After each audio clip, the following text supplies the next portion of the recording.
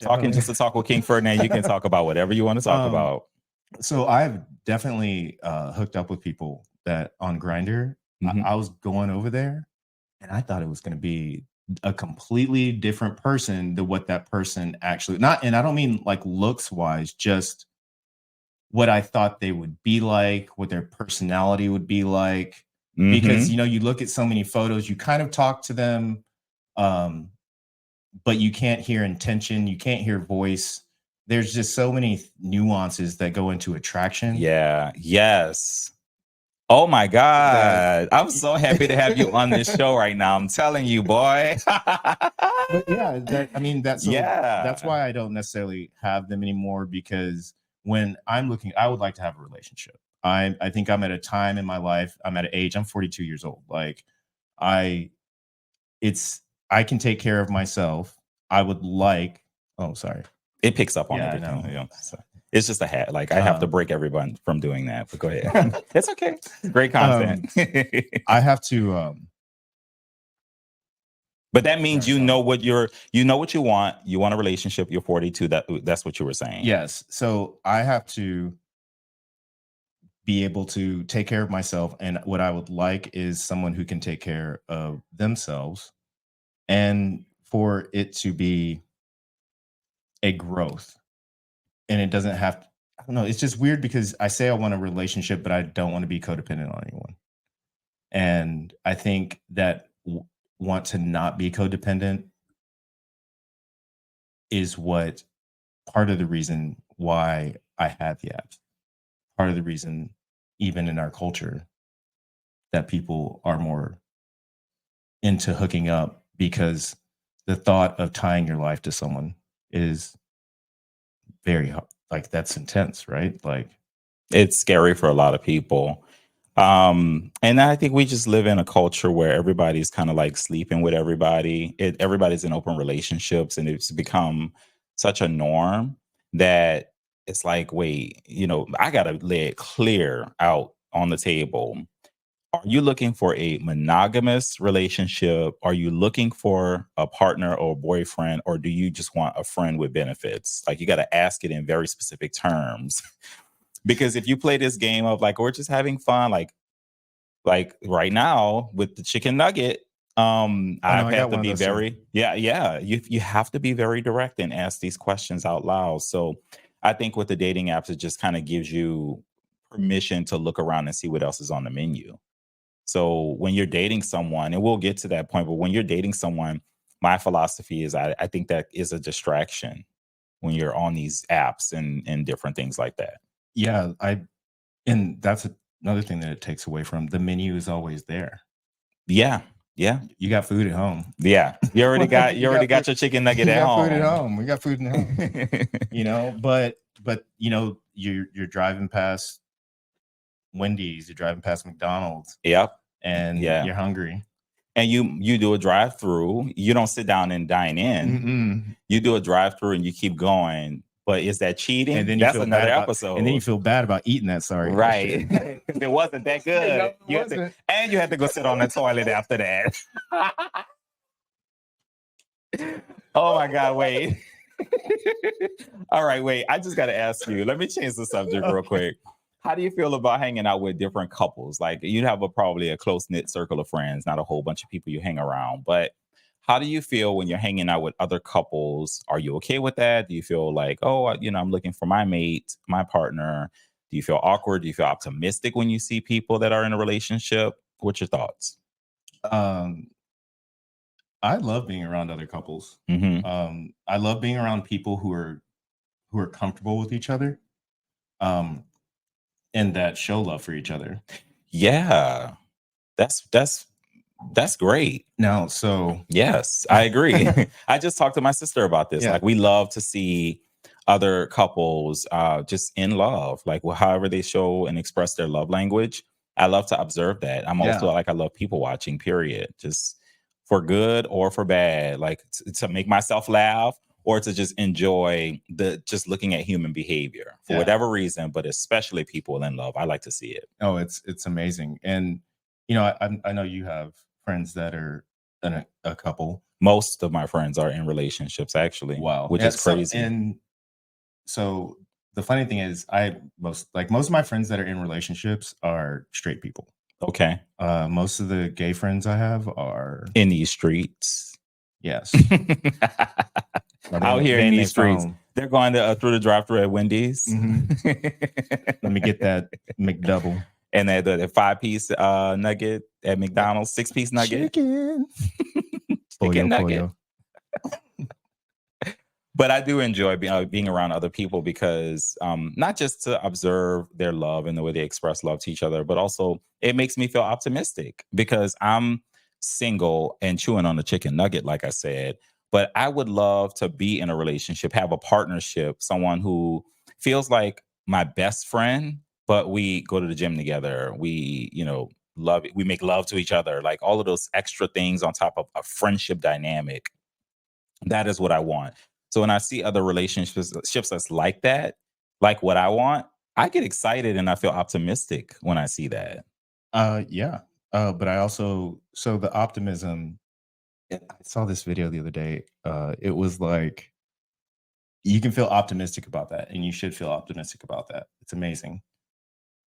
They have to be okay with that not being there.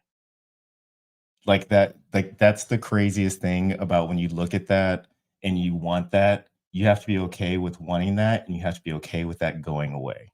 Oh, because jealousy could step in. Well, no, I mean, if you are going to open yourself up to be in love with someone that much, you're opening yourself up for that love to not be there too.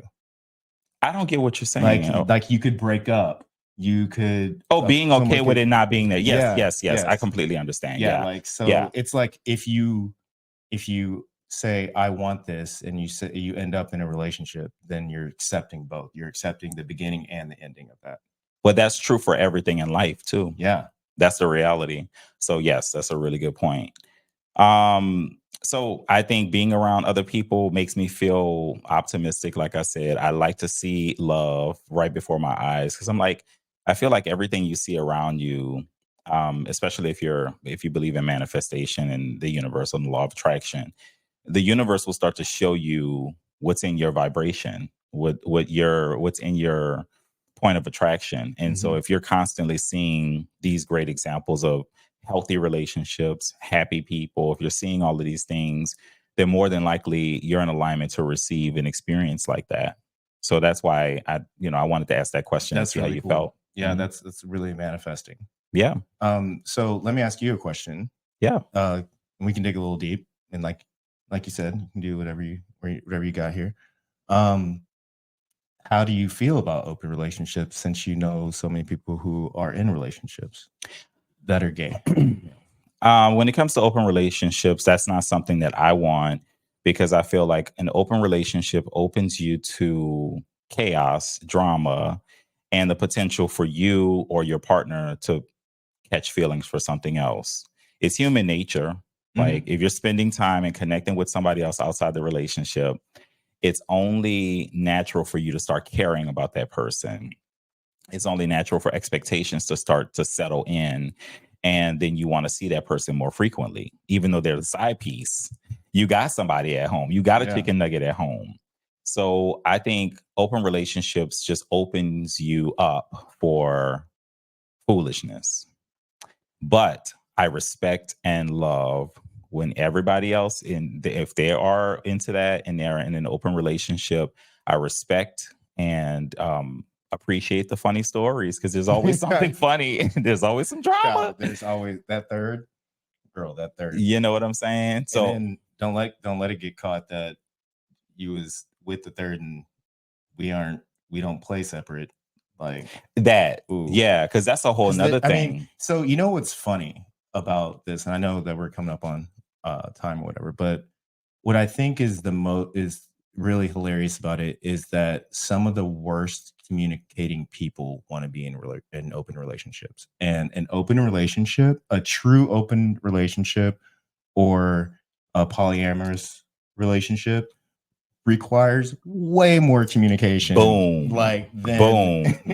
Because you got to communicate the Like, extra stuff. oh man, so much. You got to create boundaries. Yeah. And like, Yes. oh man, the amount that goes on in having an open, and it's That's funny so because I funny. know people that are in open relationships, a couple of them, and some of them are terrible communicators. I'm like, how do y'all do this? That's such a good point. Like, y'all are always fighting because you don't talk. Because you're not communicating, like you're not laying it on the table and being honest. Yeah. You're leaving information out. So it does go back to communication, and you do have to have excellent communication. You could be just two people in a relationship and be all right with communication, but you're committed and all right. You might be mad with him. He's over there and you're over here. All right, don't talk to me. But we're here, you know?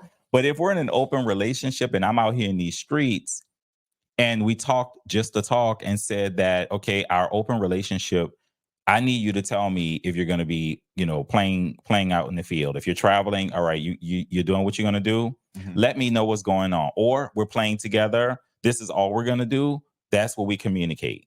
I want to play tonight. We both want to play tonight, right? Communication. But in a regular relationship that's monogamous, you don't have to say all of that. That's extra words that you don't have to communicate. And how many people really communicate about, and okay, so granted, my longest relationship's only been like 2 years. So it's not a very long time. But in that time, I will say the true communication of our sexual wants did not, like an open, like conversation of like kinks and all that did not come about.